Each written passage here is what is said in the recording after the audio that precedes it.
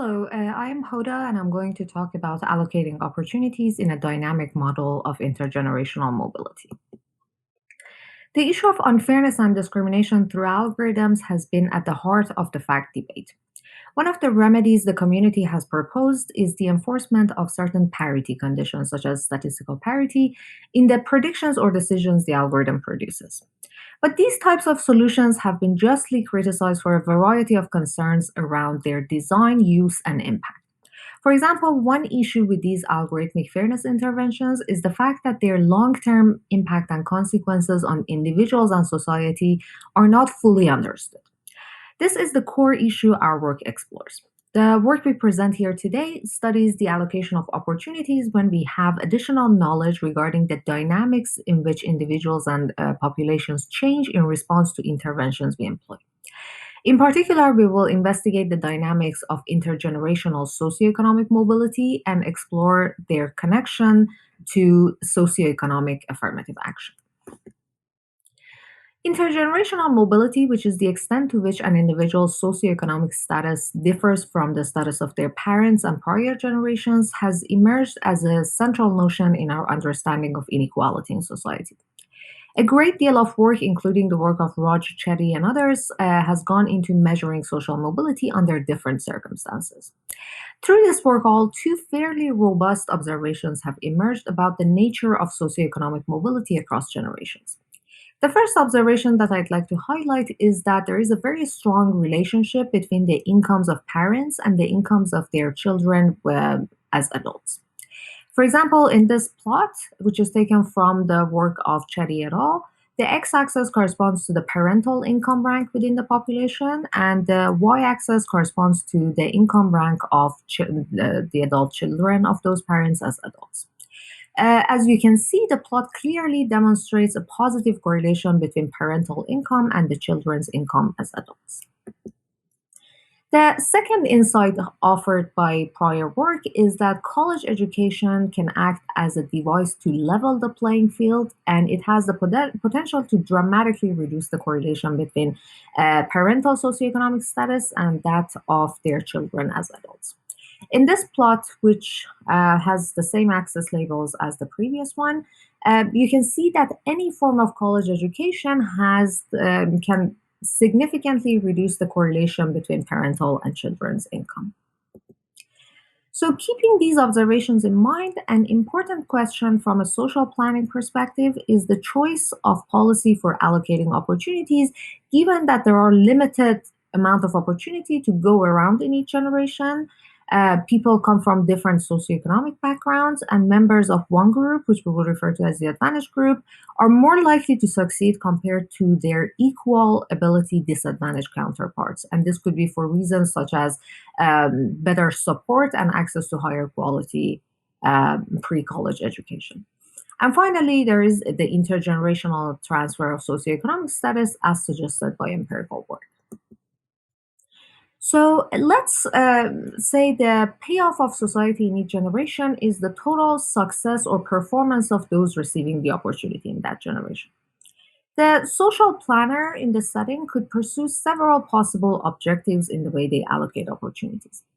One objective would be to maximize the achievable payoff from the available opportunities in each generation. This would suggest targeting the opportunities based only on the anticipated performance of the recipients. A different objective could be the reduction of socioeconomic inequality, which would prescribe prioritizing the historically disadvantaged. A third goal the planner could pursue is to maximize the achievable payoff from the available opportunities over all generations. So, in this way, the planner could take a longer term perspective as opposed to a myopic one. Now, the question we are interested in is to what extent is the tension between these goals genuine, and to what extent can they be viewed as at least partially in alignment with each other? And the key insight offered by our work is that even a purely payoff maximizing society, optimizing over all generations, is better off in the long run using socioeconomic affirmative action.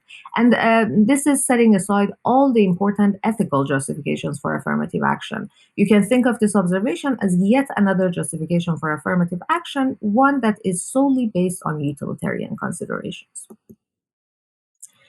So the stylized model we work with closely follows one proposed by Durlov in his work titled Affirmative Action, Meritocracy, and Efficiency. We consider a purely payoff maximizing society operating over multiple generations, and generations are indexed by T. Each generation consists of a continuum of agents with heterogeneous socioeconomic statuses. Um, given a particular generation T, when the generation is clear from the context, we will denote by phi sub D the fraction of the population belonging to the group D or the disadvantaged group. Similarly, we will denote by phi sub A the fraction of the population in the advantaged group. So the society can offer the opportunity to an alpha fraction of the population in each generation. So we assume there is a cap on the amount of available opportunities. Anyone in the disadvantaged group who is offered the opportunity and succeeds at it, they move up to group A. But not only they move up to group A, their offspring could also move to the advantaged group. In particular, we assume that each individual in the current generation is replaced by an offspring of the exact same socioeconomic status in the next generation. So these two together basically form our notion of upward mobility. So if someone is offered the opportunity um, and they succeed at it, if this person is from the disadvantaged group, not only they move to the advantaged group, but also their offspring moves to the advantaged group. But if someone belongs to the advantaged group, their offspring is going to remain in the advantaged group. So, and the society's payoff in each generation, as mentioned earlier, is the fraction of the population that succeeds at the opportunity. So, success probability in our model reflects various levels of performance when agents are offered the opportunity. How do we precisely define success probabilities? Here is how we define it. So, let's consider an agent. Let's denote this agent by I. The ability of this agent is drawn uniformly at random from the interval 0 and 1, and this is regardless of their group membership. Now, suppose this agent is offered the opportunity. If the agent belongs to the disadvantaged group, they succeed with a probability proportional to their ability. That is, their ability AI multiplied with a coefficient sigma, where sigma is a constant between 0 and 1. Now, if the agent belongs to the advantage group, they succeed with a probability that similarly increases with their ability, but their probability of success is boosted by constant tau, which is again meant to capture the various ways in which being born into a disadvantaged background improves one's chances of success. So here is an illustration of the model so far with concrete numbers. Let's focus on one generation. So we are illustrating just one generation. On the x-axis, we have the two groups, A and D, each group represented by a bar where the thickness of each bar specifies the percentage of the population in the corresponding group. So in this particular example, we have 80% of the population belonging to the disadvantaged group, 20% belonging to the advantaged group. Now, let's say sigma, which again is the coefficient of ability, is 2/3 in this example, and tau, which is the boost in success probability that membership in the advantage group confers, is 1/3. So the continuum of agents belonging to group D, whose abilities are distributed uniformly between 0 and 1, will have success probabilities uniformly distributed in the interval 0 and sigma. Again, because the success probability was sigma times ability for the disadvantaged group.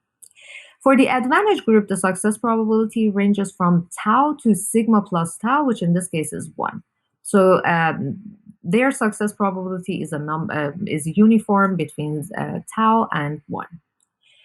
Now, through this example, and I'm going to come back to it, we assume that the cap on opportunity is 0.35, meaning that in each generation, we can offer the opportunity to 35% of the population.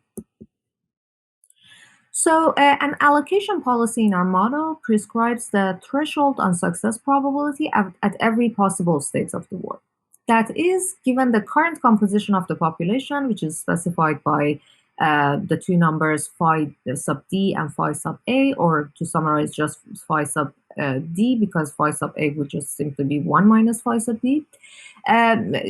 Given the current composition of the population, the policy specifies a threshold theta D for group D and a possibly different threshold theta A for group A. Now, how do these thresholds work? We assume the opportunity is given to every individual whose success probability is above the threshold for their own group, so that the opportunity is allocated to someone of ability AI in group A. If their success probability, which is ability times sigma plus tau, is greater than or equal theta A. The opportunity is allocated to someone of ability AI in group D if AI times sigma is greater than or equal to theta D. That is, the success probability being larger than theta sub D. Throughout, we assume that these thresholds are always chosen such that the cap on opportunity is exactly satisfied. So it's exhausted and we don't go above it. So going back to our example, let's look at one possible way of setting the thresholds within this one generation of interest. So if we apply the same threshold of 0.5 to both group A and D, we end up picking a quarter of the population in group D and 3/4 of the population in group A. And this will exhaust the total opportunity available. So we can also compute the immediate payoff as the result of this allocation. But the important thing to note is that if we are solely concerned with this one generation, this setting of thresholds is optimal. Why is that? This is because it allows us to fill the available 35% opportunities with the top 35% of the population in terms of success probability. So if we rank the population based on success probability, we'll just pick up the top 35%. An alternative setting of the thresholds is to increase the threshold for group A, the advantage group, say by 1/8. And this will allow us to reduce the threshold for group D while still satisfying the cap on opportunity. Now, note that by increasing the threshold for group A from 0.5 to 5/8, we basically drop members of the advantage group whose success probability is between 0.5 and 0.62, and instead pick up members of the disadvantaged group whose success probability is between 0.46 and 0.5. So we are definitely going to reduce the immediate payoff because we forego some higher success probability individuals and instead pick up some slightly lower success probability individuals. But note that the members of the disadvantaged group that now receive the opportunity under this different setting of thresholds may succeed at it, and if they do, not only they move to the advantaged group, so do their future generations. And this setting of the thresholds, as a result, has the potential to increase the proportion of the advantaged group in future generations. So this difference between the threshold for the advantaged group and the disadvantaged group is what we refer to as the degree of affirmative action. So the larger the larger the difference between the threshold for group A minus the threshold for group B is, we say the degree of affirmative action is higher. So one final observation in this example. If we modify the thresholds in the opposite direction, so decreasing theta A by 1/8, we drop members of the disadvantaged group whose success probability is between 0.5 and 0.53, and instead pick up members of the advantaged group whose success probability is between 0.37 and 0.5. So this again reduces the immediate payoff because we forego picking some higher success probability individuals and instead pick up some slightly lower success probability individuals, this time from the advantage group. But note that by doing this, we don't gain anything in terms of the composition of future generations either. So in that sense, this setting of the thresholds reduces both the immediate and future payoffs. So one final piece of formalization to capture the long-term payoff, we introduce a discount factor so that the overall payoff to society, the long-term payoff to society, is the discounted sum of payoffs in each generation. In other words, we compute the long-term payoff as follows. The percentage of the population in each generation who succeeds at the opportunity is the immediate payoff. And that quantity is sum over all generation, with generation T being weighed by gamma, our discount factor, to the power of T. And the discount factor is a number between 0 and 1. The larger it is, the more patient we are and the more we care about the future rewards. So, as we saw in the example, when we have a positive discount factor indicating concern for future payoffs, the problem of optimal allocation reflects a trade off between the benefit conferred by opportunities in the current generation and the potential to elevate the socioeconomic status of recipients, shaping the composition of future generations. So here's a quick recap of our model. The model really has four key ingredients. Alpha, which specifies the capacity on opportunity in each generation. Sigma, which is the multiplier of ability in determining success probability. Tau is the boost in success probability that members of the advantage group receive. And gamma is the discount factor. The larger gamma is, the more patient we are. The payoff to the immediate payoff of generation T in our overall payoff, the long-term payoff, is weighed by gamma to the power of T. So from a technical standpoint, our model defines a class of Markov decision processes that operate over continuous state and action spaces. In our MDPs, states correspond to different compositions of the population, which is specified by the percentage of people in group D. And actions correspond to the threshold applied to group D in that state.